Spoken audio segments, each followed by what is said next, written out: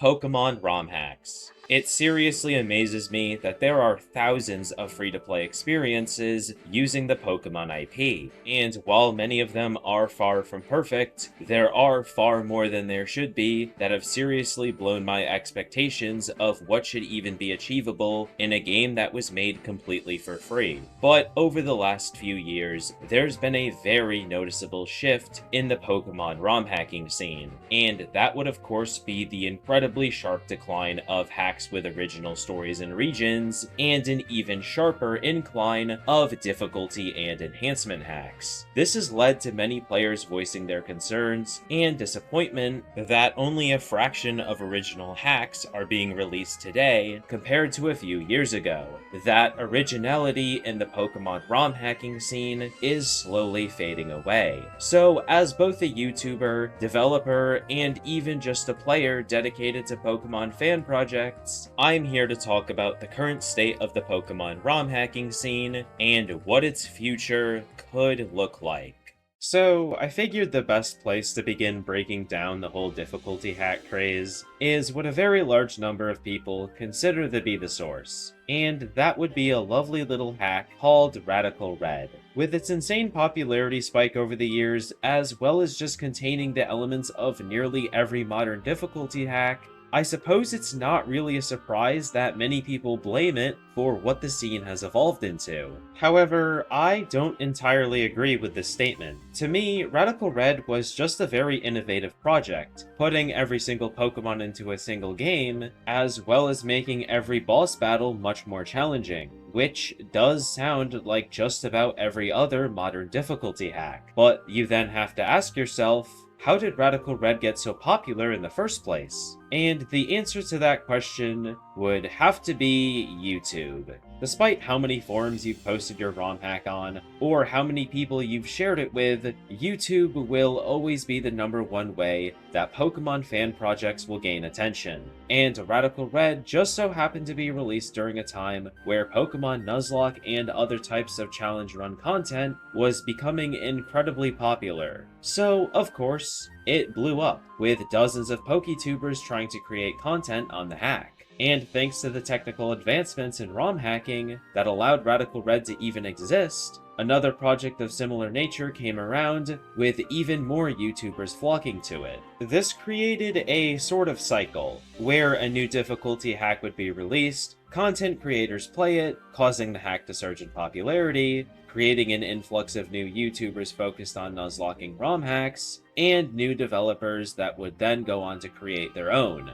This was probably the biggest surge in production I've ever witnessed in the Pokemon ROM hacking scene, and from an outside source, would probably sound like a dream come true.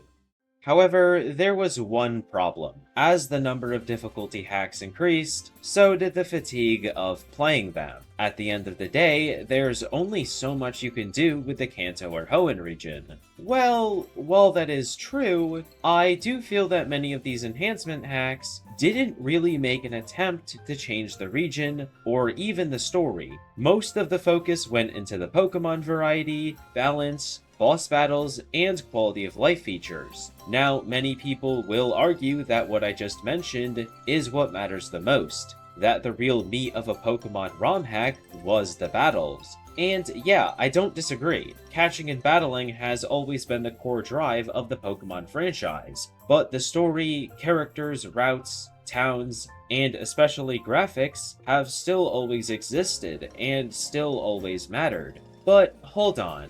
I'm forgetting something. Oh right, these are free-to-play passion projects. And at the end of the day, if the developers don't want to put in the effort to change much outside of the Pokemon battles, then they shouldn't feel entitled to do so. But I also feel it needs to be said that by leaving the rest of the game as it is, you kind of make the ROM hack you just invested tons of time into feel like 90% of the ones that already exist. I've picked up way too many projects that will name themselves the premier or ultimate way to play through Fire Red, only to look inside and be greeted with an experience nearly identical to the last. And it's not like changing this stuff is painstakingly difficult either, nor will you have to create the custom visual assets on your own, as there are hundreds of free-to-use tile sets and character sprites on websites like PokeCommunity, EV Expo, and DeviantArt. Sure, over time the effort will definitely add up, but again, if you've already dumped tons of time into reworking every battle in Pokemon, I don't think it would be a bad idea to go the extra mile and truly separate your project from almost every other one like it out there.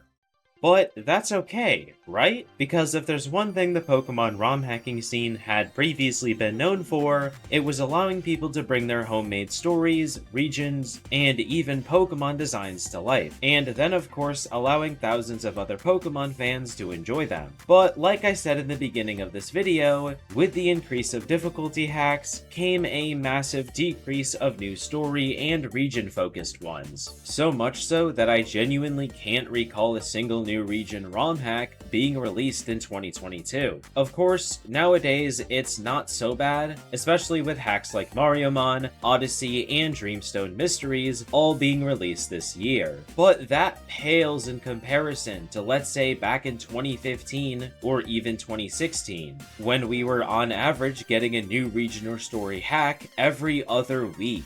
So I have two very likely theories as to why we're getting a fraction of that today, and I don't think it has anything to do with the increasing popularity of difficulty hacks. You see, a lot of these older hacks during the scene's golden age of originality weren't very good, at least not to today's standard. Sure, they offered a new region built with a new tile set, but almost all of the time, the writing was terrible, the level curve was incredibly unbalanced, and they almost completely lacked any form of quality of life. Yeah, they were certainly incredible for their time, but trying to play most of them in 2025 feels like I'm playing through an escape room of bad game design. In the last few years though, the ROM hacking scene has made some incredible advancements that, alongside a ton of new public resources, allow these developers to create their ultimate Pokemon game with a lot more ease and a lot less risk of the ROM corrupting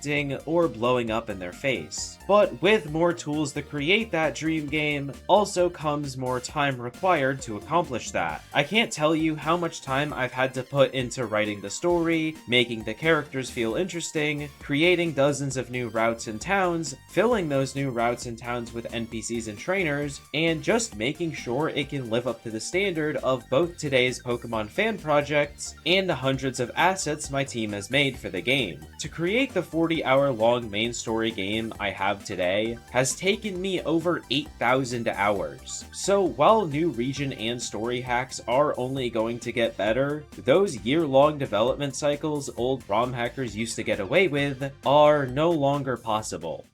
But there's a second factor that I think many members of the community have failed to even consider, and that would be the existence of Pokemon Essentials. Pokemon Essentials is a toolkit that comes with every basic Pokemon game feature already coded in, allowing you to build your own region, story, and boss battles with almost zero programming knowledge. Now, this dev kit has been around for a while, with its first versions being as old as 2007, and has also been used to develop many popular fan games like Insurgents, Uranium, and Infinite Fusion. For many years though, it seriously lagged behind in popularity, mostly due to just how easily the games would lag, and the fact that they were only playable on a Windows PC. But in 2025, neither of those issues really exist anymore, as Essentials has been vastly improved with tons of performance problems fixed, and many fan games can now be played on an Android, MacBook, and even various other handheld devices. Combine that with just how many public resources exist, and just how easy it is to insert those into Essentials, it's not insane to consider that many new developers might choose it over ROM hacking. But if that does sound insane or maybe unbelievable, well, let's look at the numbers. I run a series each month where I talk about the best Pokemon fan projects that were released or updated in the last 30 days. And if you're a regular viewer of that series,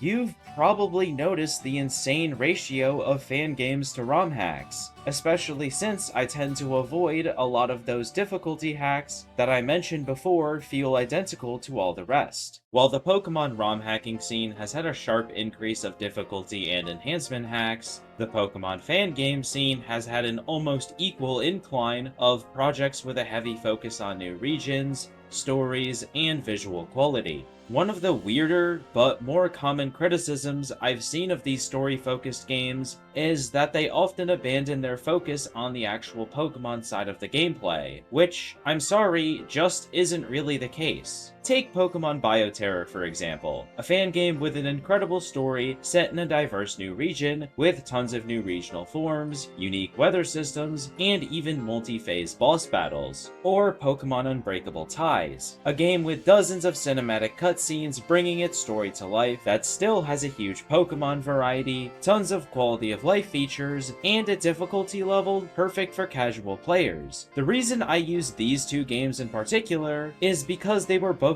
developed by a single person, taking heavy advantage of the near infinite number of resources available for Pokemon Essentials games. It's a no-brainer that many players would look at these projects and understand just how easy it is to begin making their own Pokemon dream game. The only unfortunate catch to Pokemon fan games is that unlike ROM hacks, you aren't able to run them on an iOS device, and even trying to play them on an Android one, you're still very likely to run into a lot of issues directly caused by the emulator, which unfortunately rules out the idea of many players simply picking up a fan game instead of complaining about the lack of original ROM hacks.